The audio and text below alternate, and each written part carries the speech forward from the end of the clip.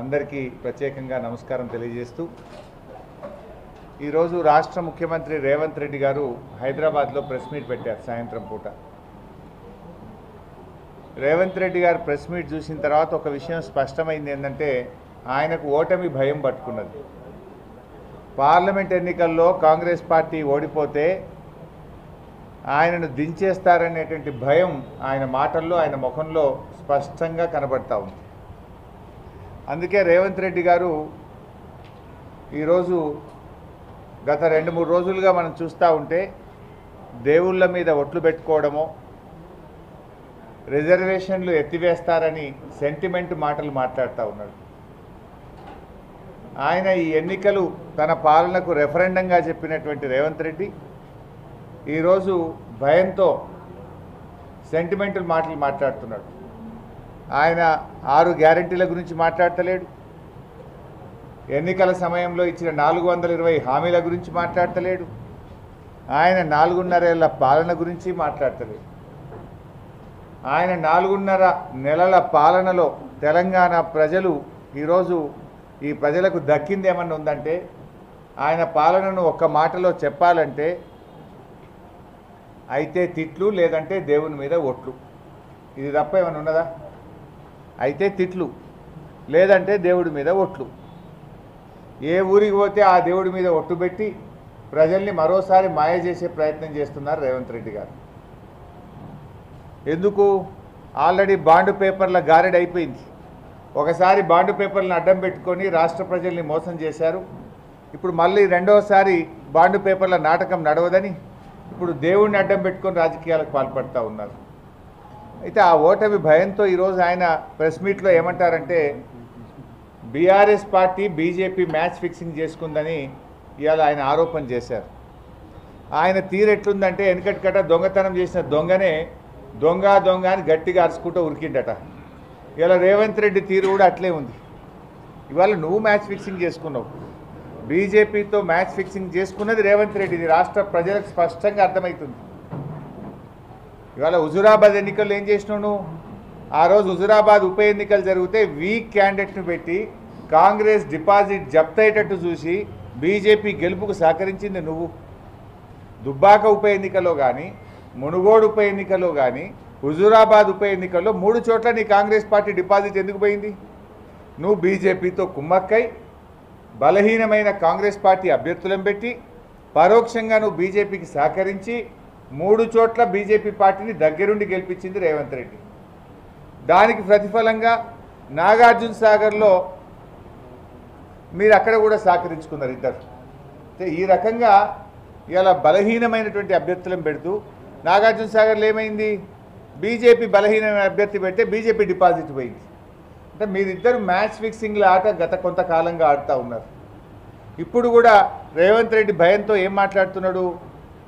BRS BJP కలిసిందట, BJP రేపు రిజర్వేషన్లు ఎత్తేయడానికి BRS సహకరిస్తుంది అని మాట్లాడితే ఇది మతిలేని మాటలా, అతి తెలివి మాటలా? రేవంత్ రెడ్డి గారికి అయితే మతి మరపన్న అయి ఉండాలి, లేదా అతి తెలివన్న అయి ఉండాలి. బీఆర్ఎస్ కదా ఈ దేశంలో అసెంబ్లీలో ఏకగ్రీవ తీర్మానం చేసింది బీఆర్ఎస్ పార్టీ. తమిళనాడు తరహాలో రిజర్వేషన్లు పెంచుకోవడానికి రాష్ట్రాలకు అనుమతి ఇవ్వాలని మన రాష్ట్ర శాసనసభలో తీర్మానం చేసింది మన కేసీఆర్, మన బీఆర్ఎస్ పార్టీ. ఒక్కసారి కాదు 2 సార్లు తీర్మానం చేశాం. కేంద్ర ప్రభుత్వం మీద ఒత్తిడి పెట్టాం. మా బీఆర్ఎస్ పార్టీ ఎంపీలు లోక్సభలో తమిళనాడు తరహాలో రిజర్వేషన్లు పెంచుకోవడానికి రాష్ట్రాలకు అనుమతి ఇవ్వాలని చెప్పి పార్లమెంట్లో కొట్లాడింది కూడా బీఆర్ఎస్ పార్టీ. కానీ వాళ్ళు రేవంత్ రెడ్డి గారు దాన్ని తిప్పి మాట్లాడతాడు. అయితే అతి తెలివి లేదా మతిమరుపు. ఎందుకు ఈ మాట చెప్పాల్సి వస్తున్నది? మేమేమో రిజర్వేషన్లు పెంచడానికి రాజ్యాంగ సవరణ చేయమని మేమంటే, ఈయన గారు ఏం ఆరోపణ చేస్తున్నాడు? రిజర్వేషన్లు తీసేయడానికి ఇలా బీఆర్ఎస్ బీజేపీకి సపోర్ట్ చేస్తుందనే అతి తెలివి మాటలు మాట్లాడుతున్నాడు. దీన్ని బట్టి ఏమర్థమవుతుంది? నువ్వు ఓటమి భయం పట్టుకొని ఇలాంటి సెంటిమెంట్లను రెచ్చగొట్టడం ద్వారా, అబద్ధాలు చెప్పడం ద్వారా, గోబల్స్ ప్రచారం ద్వారా ఏమైనా గండం గట్టెక్కాలని ఇలా రేవంత్ రెడ్డి గారు ప్రయత్నం చేస్తున్నారు. 2 పార్టీలు అట్లే ఉన్నాయి. ఇలా మోడీ గారు ఏమంటున్నారు? హిందువుల ఆస్తులు ముస్లింలకు పంచుతారు కాంగ్రెస్ పార్టీ గెలుస్తుందని ఆయన సెంటిమెంట్ రెచ్చగొట్టే ప్రయత్నం చేస్తున్నాడు.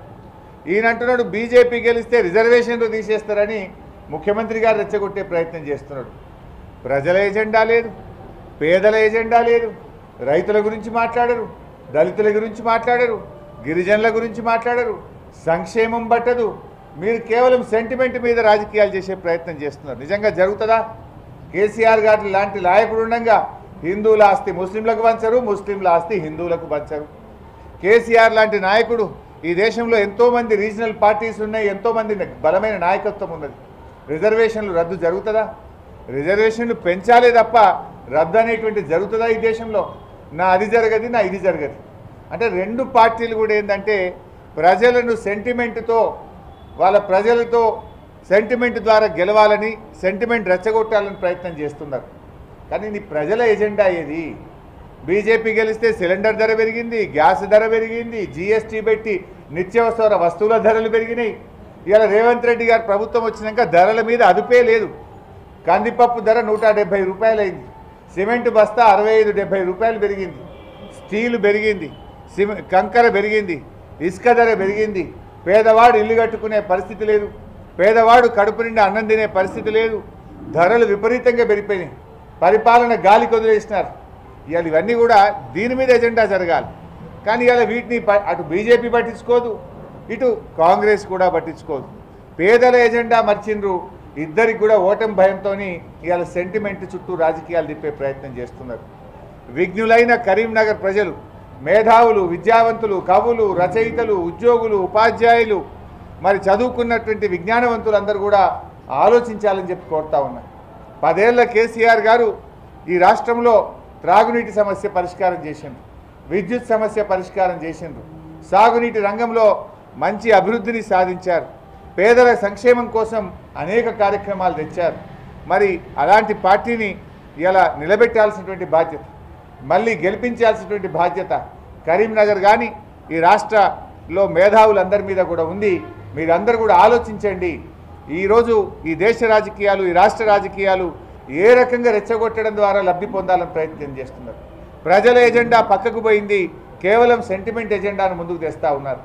ప్రజలు ఈ దేశంలో, రాష్ట్రంలో ప్రభుత్వాలు ప్రజలకేం చేస్తాయో చెప్పాలి, ప్రజల ఎజెండా మీద చర్చ జరగాలి. కానీ వీళ్ళు ప్రజల ఎజెండాను పక్కకు పెట్టి ఓటమి భయంతో రకరకాలుగా కుట్రలు చేస్తూ ఉన్నారు.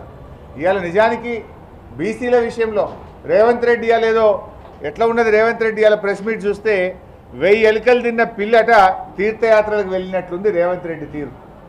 ఆయన ఏదో బీసీల మీద ప్రేమ ఉన్నట్టు మాట్లాడుతున్నాడు. అయ్యా రేవంత్ రెడ్డి గారు, బీసీలకు ఎమ్మెల్యే ఎన్నికల్లోనైనా ఎంపీ ఎన్నికల్లోనైనా అత్యధిక సీట్లు ఇచ్చింది బీఆర్ఎస్ పార్టీ. ఇవాళ అసెంబ్లీలో అతి ఎక్కువ శాతం బీసీ ఎమ్మెల్యేలు ఉన్నది మా బీఆర్ఎస్ పార్టీలా. నువ్వు బీసీలకు అన్యాయం చేసినావు. నీకు ఆ మాట్లాడే నైతిక హక్కే లేదు. బీసీలకు జనగణన జరగాలని అసెంబ్లీలో 2 సార్లు తీర్మానం చేసింది బీఆర్ఎస్ పార్టీ. బీసీలకు మంత్రిత్వ శాఖ పెట్టాలని కేంద్ర ప్రభుత్వం మీద ఒత్తిడి పెంచి అసెంబ్లీలో తీర్మానం చేసింది బీఆర్ఎస్ పార్టీ. ఇవాళ ఈ రకంగా బీసీల కోసం బాగా కృషి చేసినటువంటి పార్టీ ఇవాళ బీఆర్ఎస్ పార్టీ. ఇవాళ మీరు ఏ రోజు కూడా బీసీల సంక్షేమం పట్టుకోలేదు, మాటలు ఎక్కువ చేతలు తక్కువ మీ. అందువల్ల నేను మీతో కోరేది ఒక్కటే, అందరూ ఆలోచించారు. ఇవాళ రాష్ట్ర ప్రజలకు కూడా రేవంత్ రెడ్డి ఏ రకంగా బీజేపీతో కుమ్మక్కైందో అర్థమవుతా ఉంది. నువ్వు అదానిని పోయి అలాయ్ బలాయి చేసుకున్న నాడే నువ్వు బీజేపీ ఎట్లా కుమ్మక్కైందో అర్థమైంది. ప్రధానమంత్రి గారి పర్యటనలో బడే భాయ్ ఆగే భీ తుమారా ఆశీర్వాద్ చాహియే అని నువ్వు బహిరంగంగా అన్న రోజే నువ్వు బీజేపీతో కుమ్మక్కైంది అర్థమవుతా ఉంది. ఇలా ఆజ్ తక్ ఇంటర్వ్యూలో ఢిల్లీలో నువ్వు మాట్లాడినప్పుడు కూడా బీజేపీకి ఓటేయండి అని బహిరంగంగానే నువ్వు చెప్పినప్పుడే నీ నిజస్వరూపం బయటపడ్డది. ఇవాళ కరీంనగర్లో కూడా అదే జరుగుతూ ఉంది. నువ్వు నామినేషన్లు రేపు లాస్ట్ డేట్ అనేదాకా క్యాండిడేట్ ఫైనల్ చేయకపోవడం వెనుకున్న రహస్యమైంది. నువ్వు హుజూరాబాద్లో ఎట్లయితే బలహీనమైన అభ్యర్థిని పెట్టి బీజేపీకి సహకరించినవో కరీంనగర్ పార్లమెంట్ ఎన్నికల్లో కూడా బలహీనమైనటువంటి అభ్యర్థిని పెట్టి ఇలా బీజేపీ గెలుపుకు నువ్వు కుట్ర చేస్తూ ఉన్నావు. ఈ విషయాలు అర్థమైంది కరీంనగర్ ప్రజలకు. కరీంనగర్ ప్రజలు కూడా అందుకే ఒక విద్యావంతుడు, ఒక మేధావి, అభివృద్ధి సాధకుడు, ఇలా తెలంగాణ కోసం ఆనాడు ఉద్యమంలో పనిచేసిండు, ఇలా కరీంనగర్కు మరి ఎంతో గొప్పగా ఇటు రైల్వే లైన్ కానీ స్మార్ట్ సిటీ కానీ కానే కాదన్న పనులను కరీంనగర్కు సాధించినటువంటి వినోద్ కుమార్ లాంటి వ్యక్తి ఈరోజు కరీంనగర్ ఎంపీ కావాలని ఈ జిల్లా ప్రజలు కోరుకుంటున్నారు. మేధావులు విజ్ఞులు అందరూ కూడా ఆలోచించాలి. మరి కేంద్రంలో బీజేపీ ప్రభుత్వం ఉన్నా మరి ఈయన గారు ఒక్కటన్నా సాధించిండా? ఏం సాధించిండు కరీంనగర్కు? మాటలు తప్ప ఏమున్నాయి? వినోదన్న కేంద్రంలో వేరే ప్రభుత్వం ఉన్నా తన శక్తి యుక్తులను ఉపయోగించి అసలు అవకాశం లేకుండా స్మార్ట్ సిటీ సాధించిండు. మధ్యలో రైల్వే లైన్ ఆనాడు కేంద్ర మంత్రిగా కేసీఆర్ శాంక్షన్ చేస్తే మూలకు పడితే ఎంపీగా ఇవాళ కరీంనగర్ రైల్వేను ఉరుకులు పరుగులు పెట్టించింది వినోద్ కుమార్ గారు.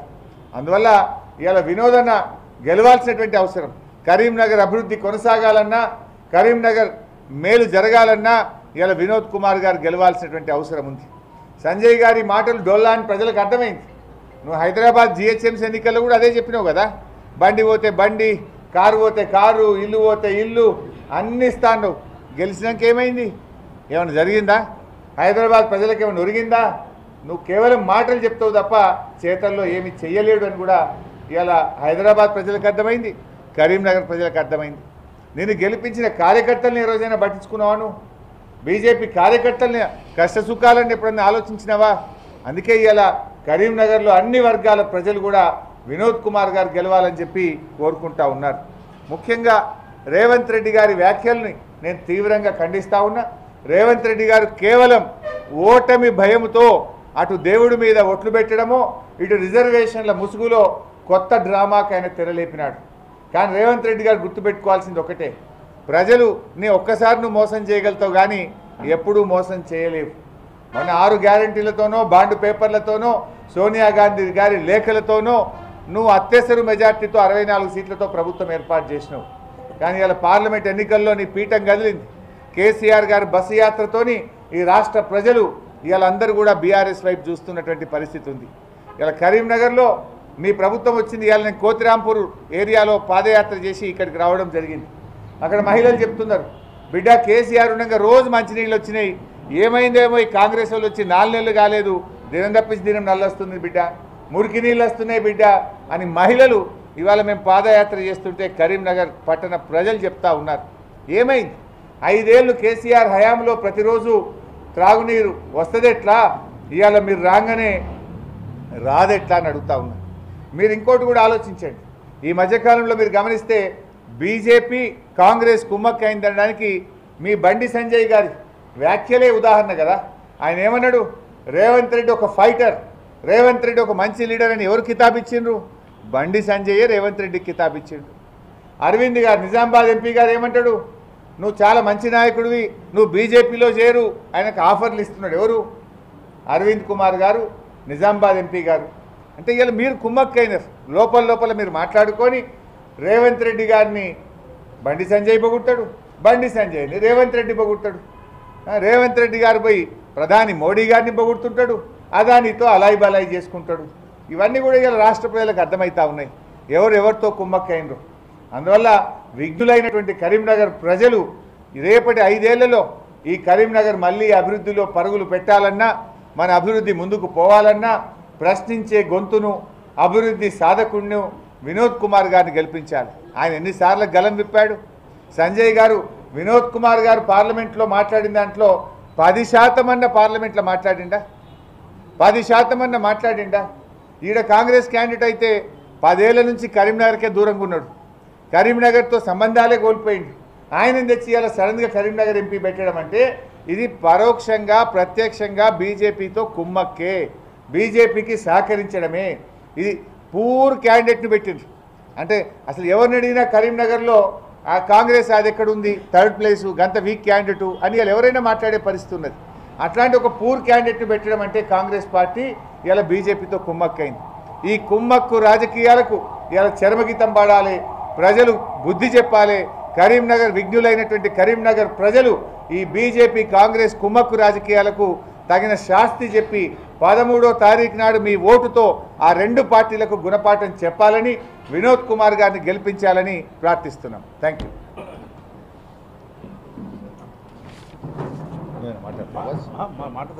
మాట్లాడతావా? చెప్పు, అడుగు.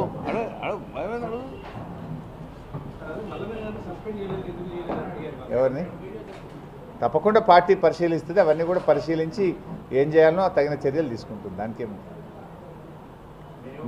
నిన్ను బండి సంజయ్ పొగిడినాడు, మరి బండి సంజయ్ ఎందుకో సస్పెండ్ చేయలేదు. అరవింద్ నిన్ను పొగిడితే అరవింద్ ఎందుకో సస్పెండ్ చేయలేదు. నువ్వు పోయి బడే బాయ్, నువ్వేమో రాహుల్ గాంధీ గారినేమో బాయ్ సాబ్ అంటావు, మోడీ గారినేమో బడే బాయ్ అంటావు. అంటే దీని అర్థమైంది. మరి ఫస్ట్ నిన్ను కదా చేయాల్సింది.